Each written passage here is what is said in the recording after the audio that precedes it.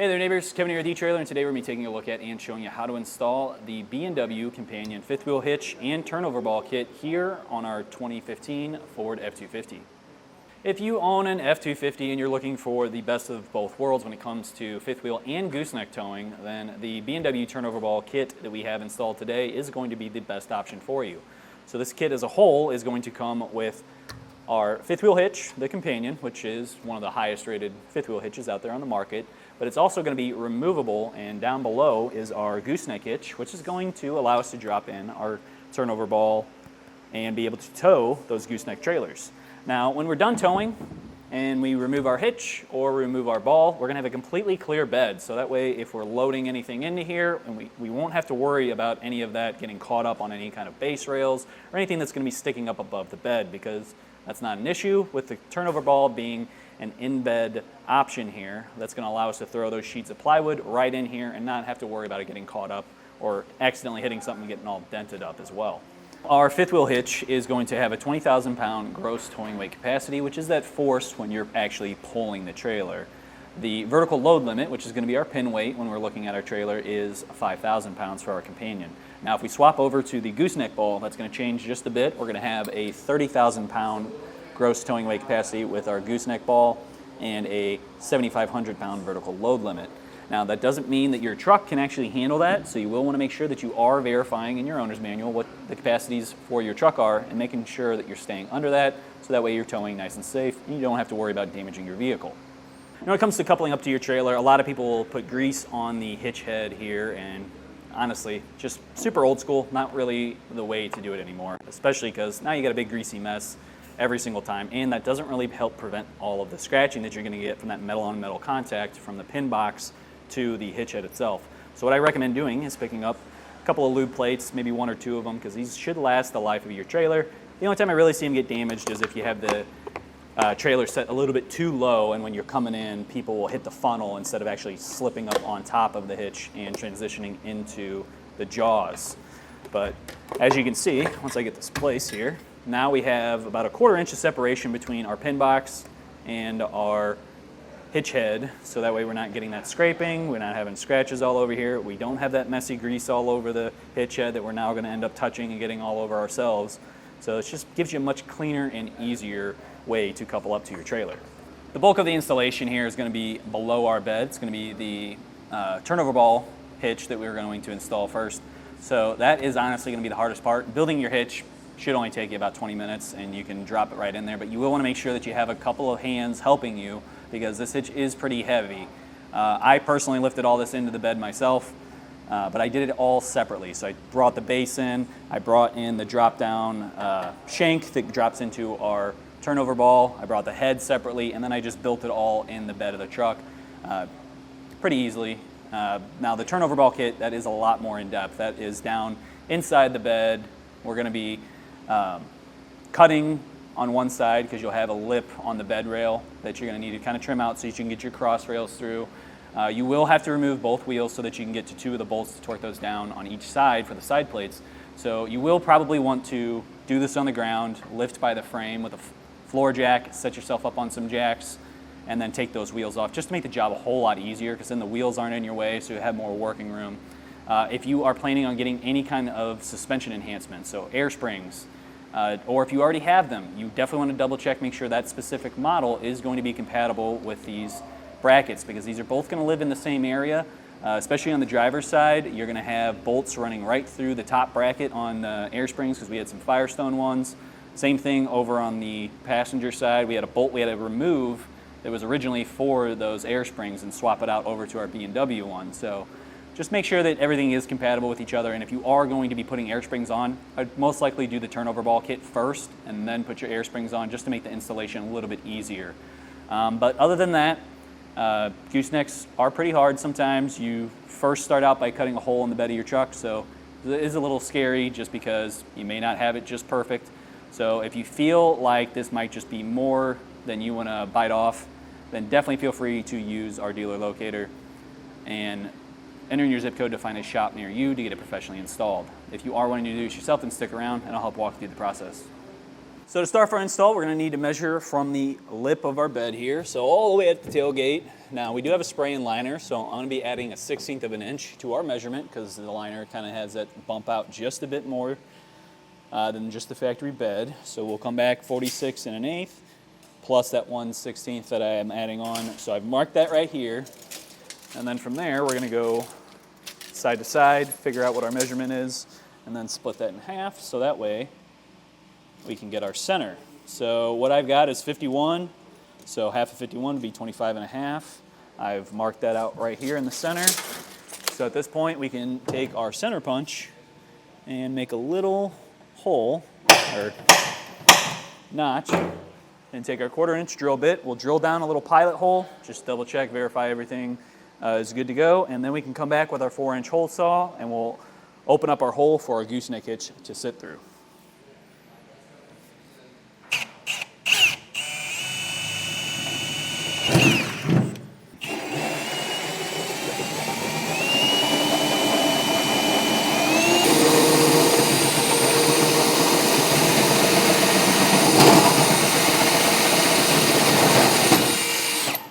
Once we have that all vacuumed up, we're going to come back with our file, and you'll see there's little burrs that are going to be left over from cutting it out with the hole saw. We want to make sure that we get those nice and filed down. We don't want any sharp edges on here. And then we'll come back with our paint marker. In our case today, I'm going to go with black because it's going to match our liner. So I'm going to get this all kind of filed down, and we'll coat it with our paint.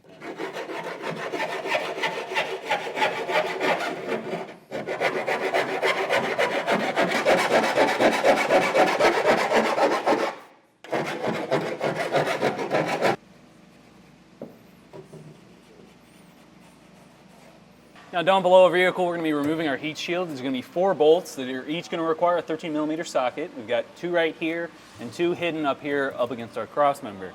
Once we have that out of the way, we'll then lower our exhaust. There's going to be a bracket we're going to remove right behind this heat shield.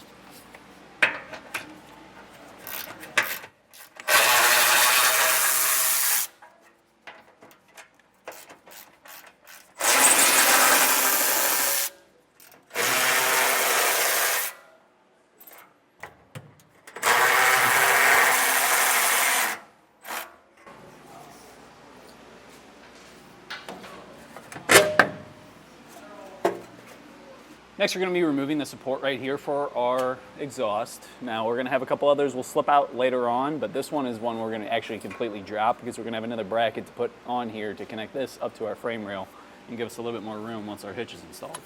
So for this one, we're going to need a 10mm socket. We're going to have a bolt that's going vertical right into the frame rail right here, and then one going horizontal through the frame rail that's linking up with this arm over here. So we'll get both those bolts out. And then after that, I'm going to grab my cam straps, and we're going to support this before we pop it off of the rubber isolators further back.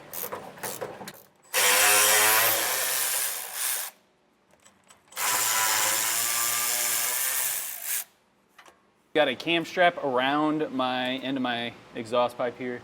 I just ran through one of the holes up in the frame rail up top here, and now we're going to come back. I've already sprayed these down with some silicone lubricant. And we're just going to pop off the rubber isolators here.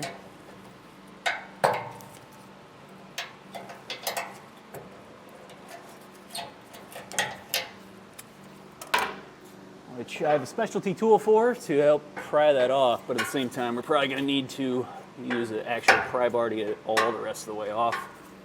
Just because these are pretty corroded.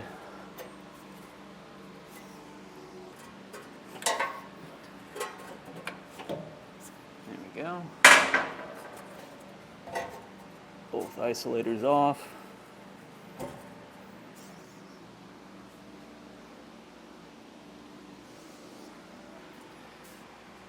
Now that should give us enough wiggle room. We've got our cam strap here to help prevent us from going too far or putting too much strain on the pipe. But that should give us the room we need to actually start getting all of our stuff up into place. So another thing I'm doing is I'm lifting up by the trailer hitch here, so that's pushing up on our frame. Got these 2 tranny jacks here to do so. I've also chalked my wheels, and essentially what this is going to do is help create some separation between our body and our suspension, or frame rail and suspension.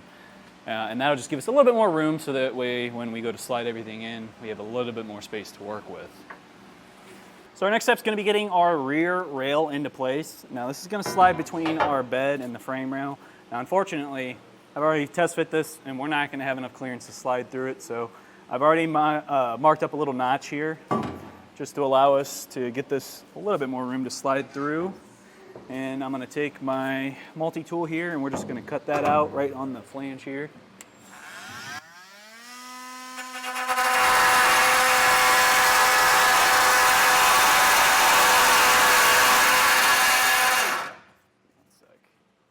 Make sure that's not even close.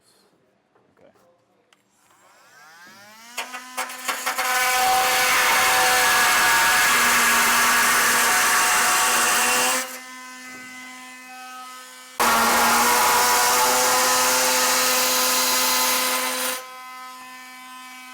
Now with that notch made, we should be able to slide this all the way through, although we might need a second set of hands, guide it over the top lip of the frame rail on the other side, just because it's going to want to lay down on you, like it's doing right now to me. So, and the shock mount is kind of in our way, so we're going to get that slipped over, and then we're going to try and hop it over our shock mount and then slide it to the back here, so that way we can get our front rail in. Something I should have mentioned before slotting in our rear rail is just the difference between the two. So if you look at them, the front rail is only going to have 2 notches, and the rear rail will have a 3rd notch, so that way it can make it over that shock mount, because we're going to need to kind of twist it and get it to pop into place, and just there's not a lot of clearance between the frame rail and the bed. So first thing I did when I was setting out all my parts and making sure I had everything was label each one, so that way we don't even have to even worry about it or second guess ourselves. We've already got it marked, so we know exactly what it is. So we got it through, I got it to drop down now. Like I was saying, we didn't have a lot of room between the shock mount and our bed, so what I ended up doing was going over to the other side. I took my pry bar, kind of pried up on the bracket itself right in the corner here, and then I had Tom over on this other side and just hit it a couple times with a rubber mallet. We got it to skip over past our shock mount, and now we are fully in. You can see we've got the little cutouts. We're sitting right over the frame rail, so at this point we can now push this back. So we'll have to go side by side and kind of work it a little bit at a time, and we're going to slide this all the way back over to here, get it out of the way, and then we'll slot in our front rail.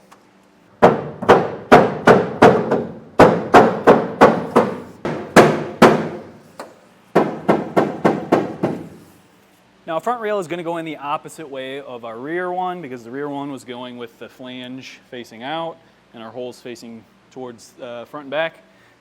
Same thing now with the holes facing front and back, so that way we can tie into our center section, but the lip here is now going to face towards the front of the vehicle. So, and like I said before, only 2 notches. So at this point now, we're going to slot this in just the same way as we did before, and we'll get this into place too.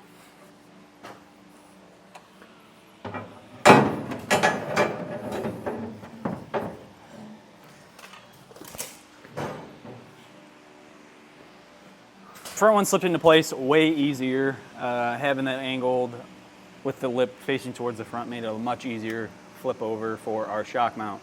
But now that I got that in place, we're ready to get our hardware set up and get our center section up. And we're going to get that hardware ready, because the second we set that center section up in there, we can run some bolts through it and get it tied into our rails here. So our hardware is going to be our 1/2-inch hex bolts.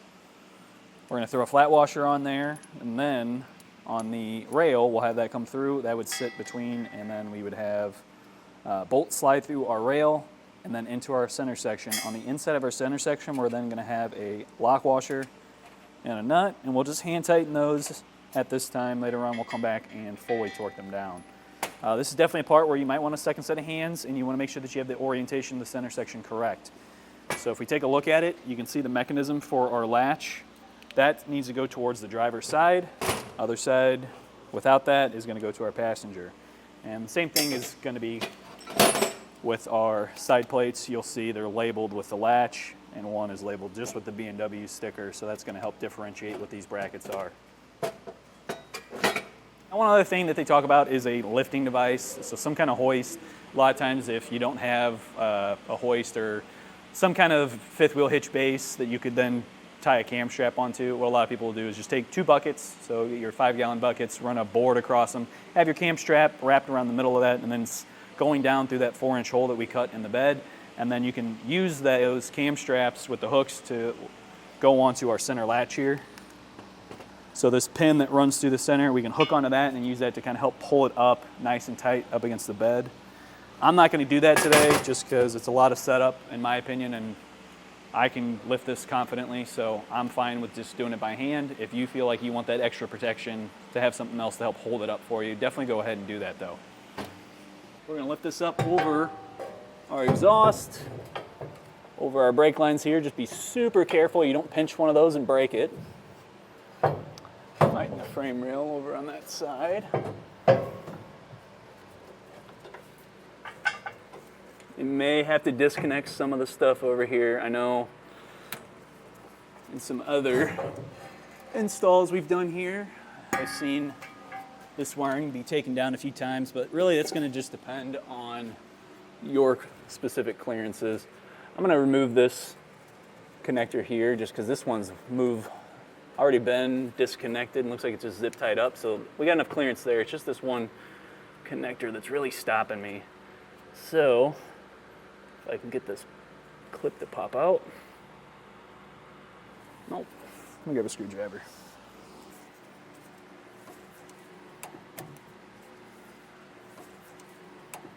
That connector didn't want to come off. I saw that there was just push pins holding that in, so I just popped that out instead. A lot easier, and then I don't run the risk of maybe this being something where potentially it shouldn't be unplugged. Looks like we already have our breather tube disconnected, so that should have been hooked back on. We'll hook that up later. Make sure that that's staying out of the water.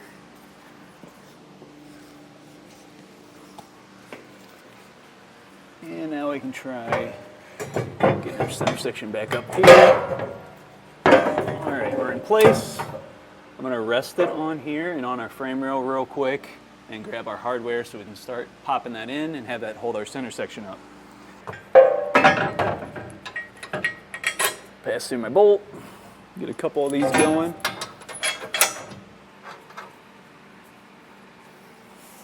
I've already got my passenger side plate on. I was going to show you guys how to get the driver's side because there's a lot more involved on the driver's side. Now there is one thing on the passenger side. If you have a diesel model, they talk about a sensor module being bolted up to the frame rail on the inside, and you will have to move that. They do give you some separate brackets so that you can relocate it, but we don't have that, so I can't really show it to you.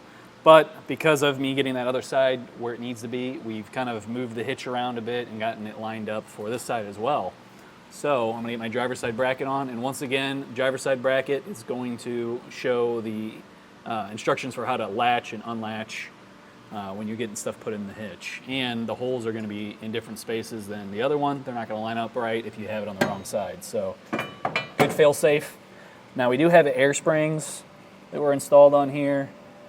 The bolt is going to live behind our bracket here, and we're going to have a spacer that goes right here with our larger bolt. Then we'll have a bolt on either end. So I'm going to get in there and we're going to show you how it looks on the inside. Now ours is a little different just because of that air spring install, because they already took down some of the wiring and hoses that are kind of in our way that we would have to pop out. Now they already did that and they kind of tucked it down because of the way the bracket is for the air spring. So let's get under here and I can give you a little bit better visual. Now here's what I was talking about. Here's all those brake lines, hoses, wire harnesses. Those are already all popped out and they're just kind of tucked in there with some zip ties. So I'm going to take my larger bolt. We're going to have a little special washer that they call. It's really just a little flat piece of metal that they cut a hole through.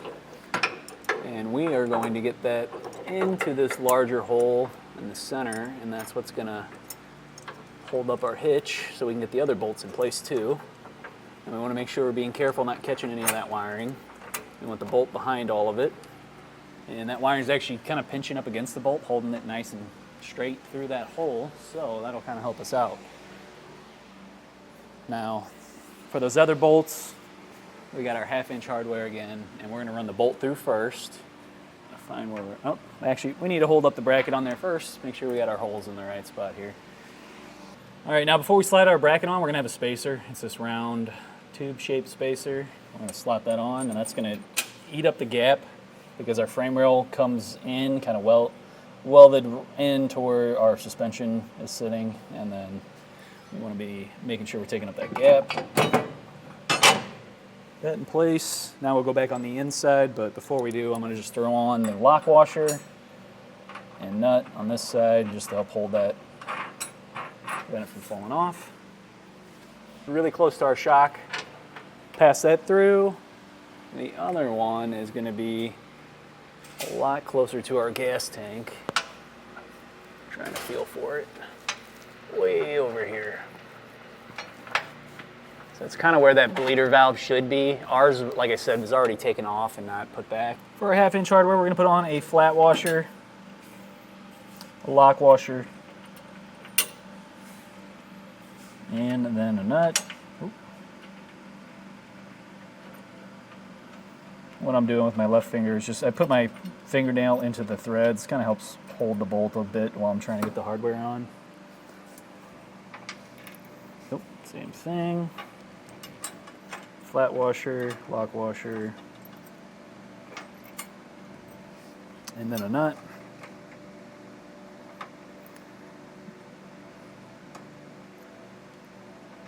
We're going to put the bolt head in through side plate into our inner plate. We'll need to probably kind of pull those together a bit more. And then it's going to be a lock washer and then our nut. And a lot of the slack that we have between these right now is just because we haven't tightened up the bolts in our center section yet.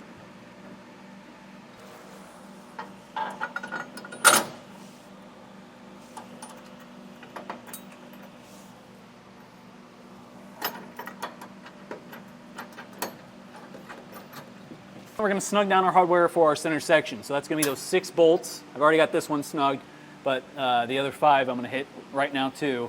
And for that, I'm using a 3/4 inch socket and wrench. And the whole point behind this is once we have these snug, we should be able to measure from the edge of our rail here over to a hat channel to use as a reference point, and then kind of just double check that both sides we're getting the same measurement. Otherwise, if we're not getting the same measurement, we need to kind of wiggle it around and get it nice and perfect. We want this nice and square inside of our cross members so that way it doesn't bind up or have any other issues. So I'm going to get each one of these snug down and then we'll start taking some measures.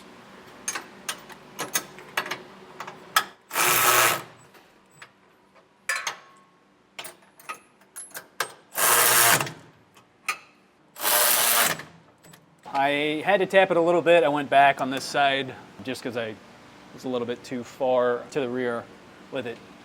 So just give it a little love tap with your rubber mallet, or if you can, just stick a pry bar up in there, or come from the side. You can also get to it from the side brackets as well.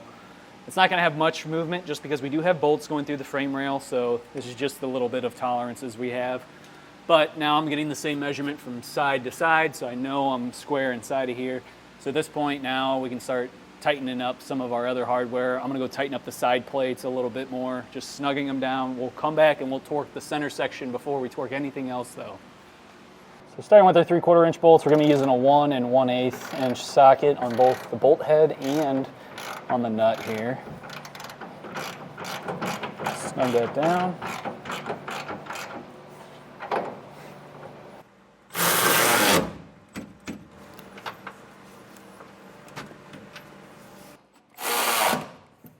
Next, we can go back and torque each one of our bolts down now that everything is snug down.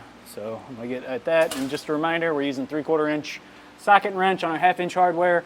And for the 3/4 inch hardware, we're going to be using 1 1/8 inch.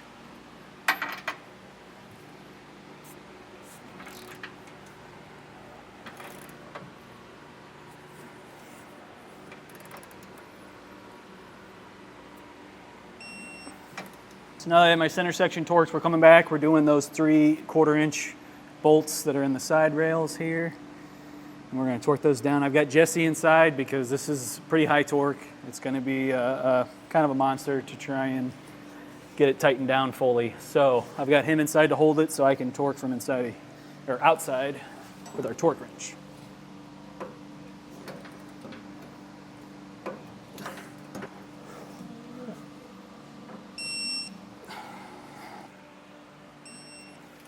So for our last 2 bolts, that's going to be the horizontal ones that are attaching our side plate to those rails that run from side to side of our frame rail. Unfortunately, the bed kind of blocks us from really being able to crank up, and the tires block us from cranking down. So I'm going to be pulling off both wheels. I've already pulled off the other side. I've got my inner lift holding up our suspension by the axle here. And I'm going to take this wheel off right now, and that way we can torque those bolts down.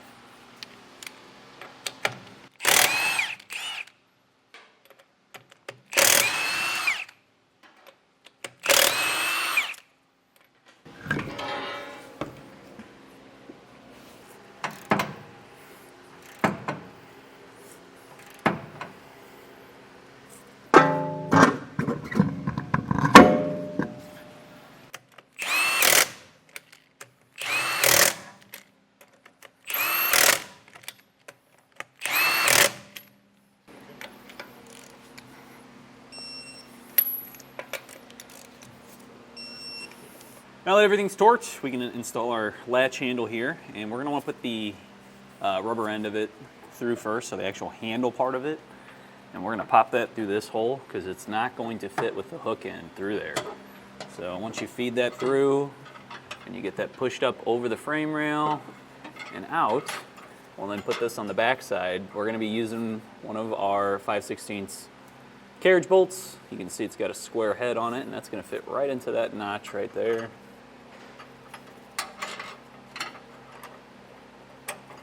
And then on the other side, we're going to have a flange nut, and that's going to require a 1/2 inch socket to tighten down.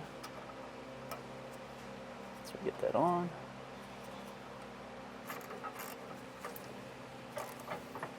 There we go. Now when we pull on that handle, we should see this extend, and then we can lock it into place. Now we're going to drill out for our safety chain loops, and that's going to be the 2 inner holes that are closest to the center of our gooseneck hitch. And what I like to do is take a center punch, get a little divot in the center of our hole, and then we can drill up. If I get that just perfect. And we can drill up using a 1/4 inch bit and use that as our pilot, and come back with a step bit or 1/2 inch bit, and then we can fully drill out the rest.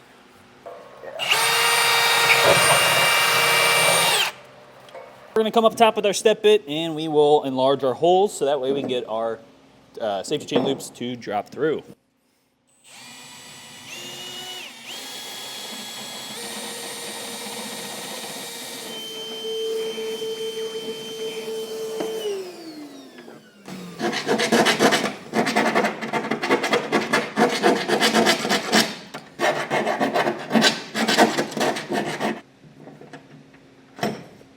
Once you have it sized up right, you file down any sharp edges. Just come back with your paint marker, seal up any fresh metal there. Now down below, we're going to have a spring, and we want to make sure that we have the thinner end of it facing downward, the wider facing upward, because this is going to compress as we pull on those safety chain loops. And this is going to keep tension so that way when they're not in use, it's going to pull them down and keep them out of the way. So we'll slip on our spring, then we'll put on a mechanical lock nut. And that's going to want to stop after just a couple threads. And what we're going to do is use a 3/4 inch socket, and we're going to run this down until the bolt meets the edge, bottom edge here of ours.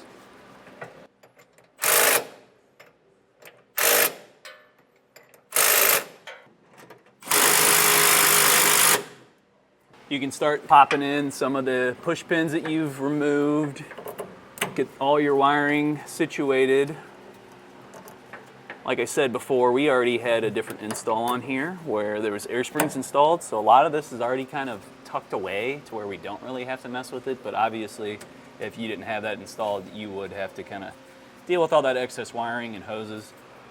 We do want to make sure that our breather valve comes back up here though, and we're going to clip it on.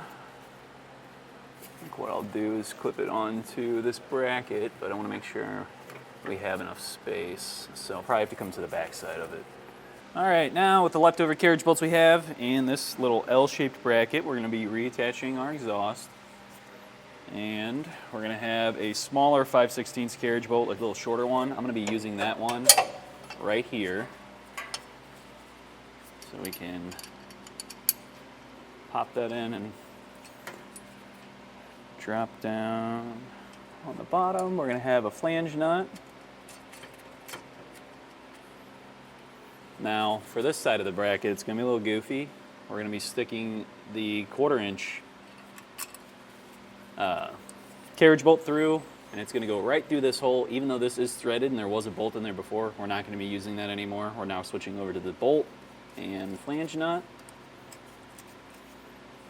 Now we're also gonna have this spacer right here, and that is going to be hooking up to this middle row of bolt holes that we have in our bracket. So just above that little 1/4 inch carriage bolt, we're going to these first 2 holes here.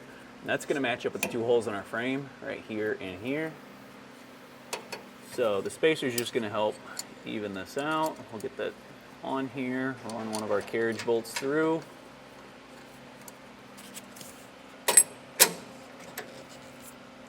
And we can throw on a flange nut real quick. Keep that from backing out.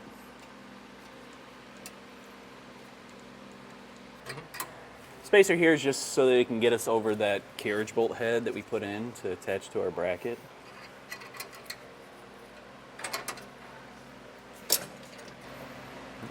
Now we're going to be using a 7/16 socket on the 1/4 inch carriage bolt. And then for the others, we're going to be using a 1/2 inch socket.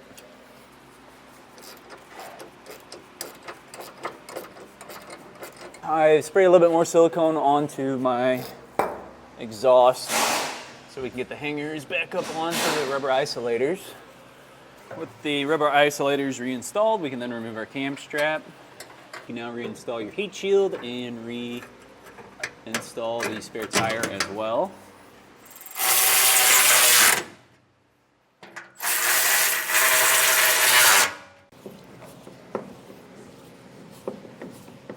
The last step is obviously throwing together your hitch, getting it dropped into the turnover ball hitch as well, or throwing in your gooseneck ball, just depending on what you're planning on towing.